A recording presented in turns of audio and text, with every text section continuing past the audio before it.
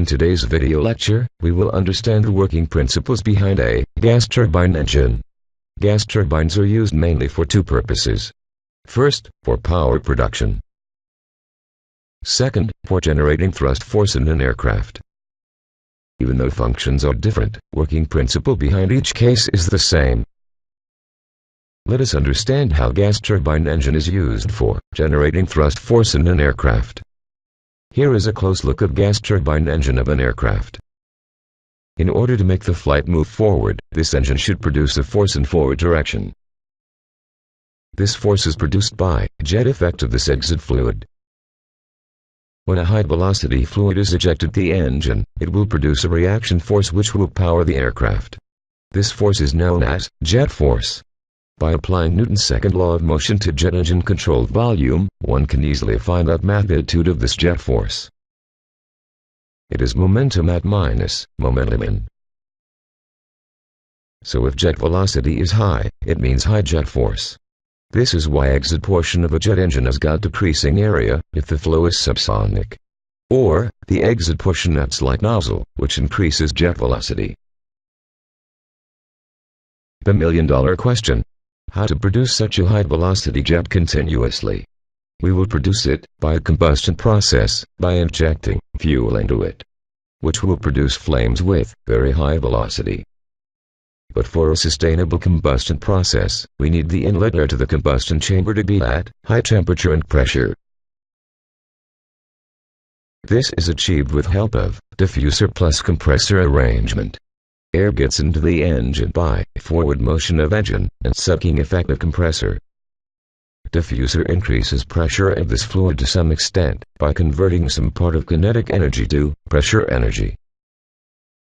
After that compressor comes, where both pressure and temperature of the air is raised by energy addition from compressor. So at outlet of the compressor, we will have air at high pressure and high temperature. But compressor requires some power input to do that. This power is given by a turbine which is situated right after the combustion chamber. The turbine absorbs some amount of energy from the high-energy fluid and transmits it to the compressor. Thus, the process of producing high-velocity jet at outlet has become self-sustainable. We will get continuous supply of high-velocity jet and thrust force to this aircraft, thanks to synchronized working of all these components. That is, the diffuser, compressor, combustion chamber, turbine and nozzles. Let's see how energy level of fluid changes from inlet of gas turbine engine to exit.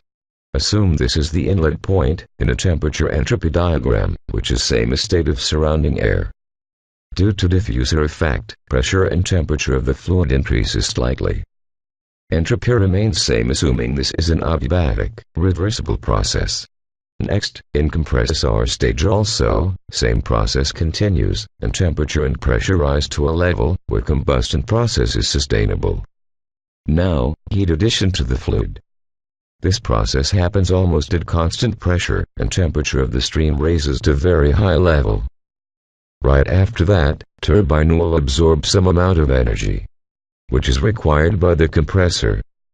So here temperature and pressure of the fluid come down. The last section, which produces high-velocity jet nozzle. This is again a constant entropy process, where internal energy of the fluid gets converted into kinetic energy.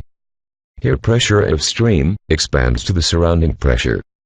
It should be noted here that the exit stream never goes back to the inlet condition. At inlet it sucks fresh steam of air in.